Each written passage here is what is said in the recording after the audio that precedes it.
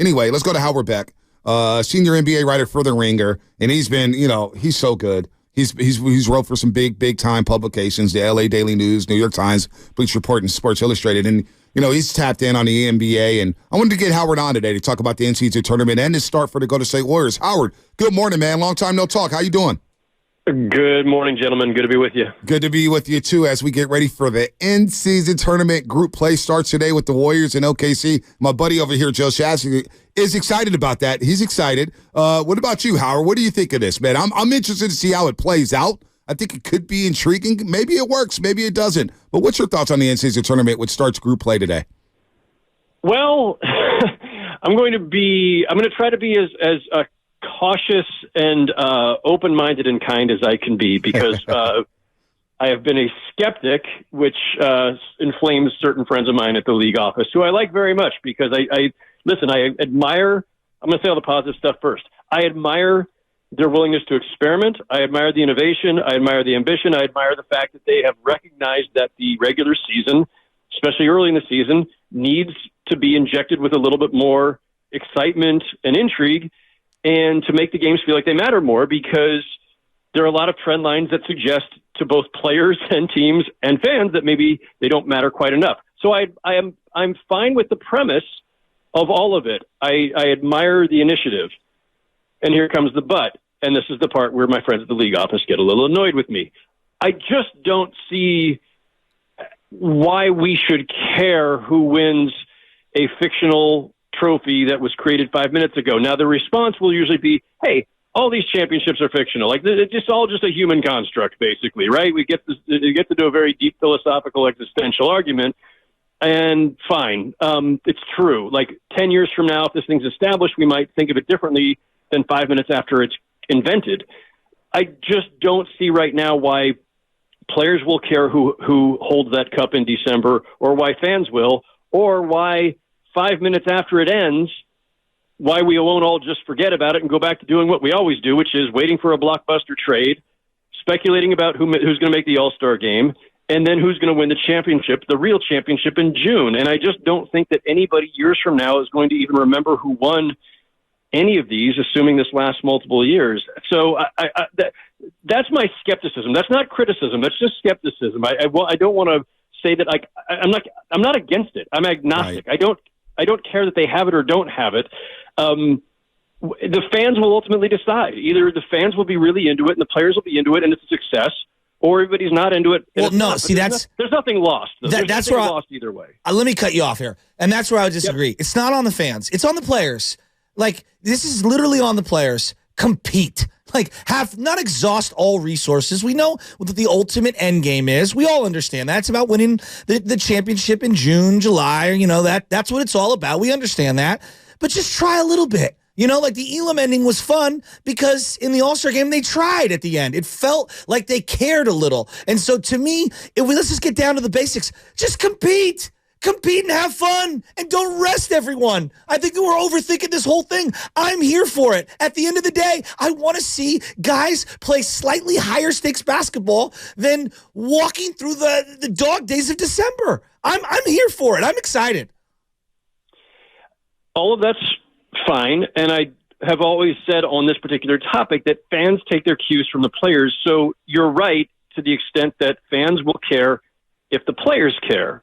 You're right, but it's going a step too far to suggest that the players weren't caring about these games before. Yes, the league has an issue with rest and load management. They've tried to address that in a variety of ways, including this tournament, but teams are largely responsible for load management and rest, not the players.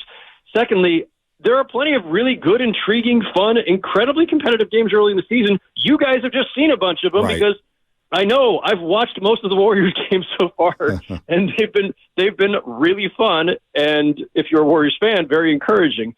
So it's not as though NBA players just sleepwalk through October, November, December.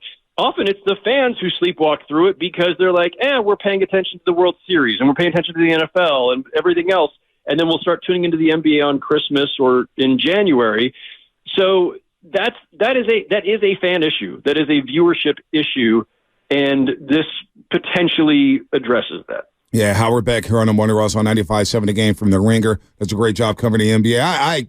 I'm kind of with you, Howard. I'm skeptical as well. We're promoting it big time on our pregame show, Warriors Pre- and Post Game Live on NBC Sports Bay Area. We had the whole breakdown of it, and we're still a little confused about how it's going to work out and whether or not players play harder because it's something at stake. Like $500,000 is a drop in the bucket for most of these players. What about professional pride? What about competing against someone? What about trying to have something that That's LeBron what the regular doesn't season have? for. That's what the regular season's for. Well, I'm just saying, like, we're acting like they're going to like kill themselves because they try slightly harder, 5% harder in December than what they normally would. That's all. Extra travel to Vegas. What if the Eastern Conference team's like, boy, it's another flight. We get hurt. Something there's all kind of things. There's questions. You can't be mad at people asking for having questions about this in-season tournament. So we'll see how it play out. I'm with you, Howard. I'm going to be open-minded about it. I want to see how it works. I hope it does work to make the regular season more intriguing. But to your point, Wemby versus KD last night, very intriguing. I didn't need the in-season tournament for that. Clippers-Lakers the other night in overtime, very intriguing. I didn't need the in-season tournament for that. And then the Warriors have Oklahoma City tonight. Whether or not it's group play or not, I'm intrigued because Trent Holmgren is playing, and I want to see what this kid is all about. What about you, Howard? Yeah, well said. All of that. I mean, that's the thing. Like, I think this may also go to the question of the divide between the hardcore fans, which you guys clearly are, versus the casual fan who looks at the NBA as the thing that you watch starting on Christmas, right? And so everything you just listed, everybody who's a hardcore NBA fan was all on board with from the beginning. They want to see Wemby. They want to see Chet. They want to see, what Paolo Banchero does in year two. Mm-hmm. They want to see, are the Warriors up to the ability to still contend for titles. They want to see, how LeBron's doing. Like, everybody is intrigued by the usual storylines, the Suns super team, if those three ever actually play a game together. So there's plenty that's already of intrigue before we get to any manufactured tournament, right? Wembanyama versus Durant last night. Phenomenal. Wembanyama, period, last night was just great. Great basketball, great theater, really impressive. The kid is living up to every bit of the hype and expectations so far. And I think what struck me last night, and it's the same thing that has struck me every time I've watched him so far, going back to the preseason, is they're not running a lot strictly for him. He doesn't force things. He's not involved necessarily in every play. I mean, his presence alone means he's involved because I think he's creating a certain amount of gravity and attention from defenses. But it just looks like the game comes pretty easily, or like the scoring opportunities come seamlessly. He's not hunting scoring opportunities. He's not forcing it. He's not like a lot of young NBA players or stars, especially when you come in on day one as a high pick and you're thinking, I've got to carry this team. I've got to, try to score on every play. He just does things within the flow, and you look up and he's got, 20, 25, 30, 35 points. Like it all feels very just not easy, just kind of like I say, seamless. If I took health off the board as an option, what is your biggest skepticism after seeing 5 games with the Warriors? Because we're feeling really good about the Warriors. Not that they're going to win the championship, but they're in the mix. Like, we think that they're in the mix. Things got to break their way. They still have stuff to iron out. But what's your biggest skepticism if I took health off the board? Whether they can beat Jokic. Because I don't have any, listen, every team you could say, oh, this team needs a little more shooting. They need a little more defense. They need, back up this or back. Like, every team is going to have some sort of deficiency you can point to. With the Warriors, I've been on board with everything they've done. Like, I liked the pool for Chris Paul swap. I love the pickup of Saric. I think they've done a really nice job in this team, this roster as it stands today versus a year ago. I think it's just demonstrably better. And also, obviously, you've removed a major piece of drama, having separated Poole and Draymond, but having Gary Payton II back and healthy, from day one, and not force feeding the young guys into the rotation, and not having Weissman there where they're trying to really, get him in there. So, and Kuminga, Moody are that much further along. So I just think they're in a lot better shape right now than they were a year ago at this time. And I think, I've said from the start, it's a, 5, maybe 6-way race in the West. but Denver has the clear lead on everyone, and it's up to everyone else to prove to us why they should be able to knock them off. I'm not so much worried about whether the Warriors can get past the Lakers, the Clippers, the Kings, even the Suns, whoever. But the Nuggets, I mean, until we've been, until proven otherwise, no one's figured out a way to really slow down Jokic in a 7-game series. So that's the question. Interesting stuff there. OKC, no Shea Gilgeous-Alexander. I'm a little disappointed with that. But are they going to be this year's Sacramento Kings, meaning are they going to be the darlings of the league, surging from play-in or not even in the playoffs to, I know they made the playoffs last year, but surging into a top 5 spot? How talented is this team? Can they be the Kings of 2023-24?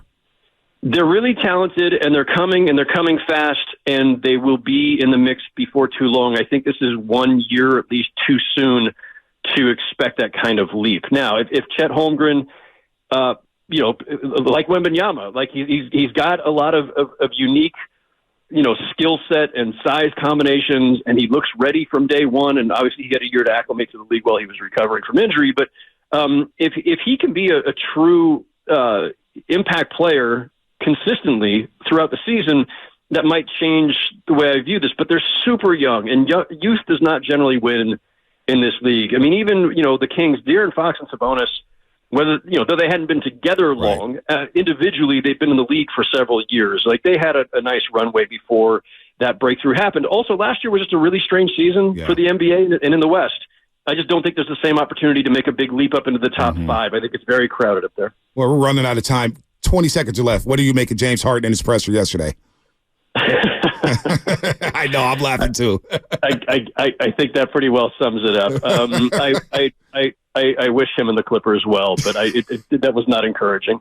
Not at all. Albert Beck, we'll do it again soon, man. Continue your great work at the Ringer. I'm glad they picked you up. You guys are doing big things over there at the Ringer. Howard, thanks so much for the time today. Always a pleasure, guys. Thanks. Anytime. Howard Beck, longtime NBA writer. He's been doing it since before we were born, man. He knows this league inside and out. Not too keen on a mid-season tournament.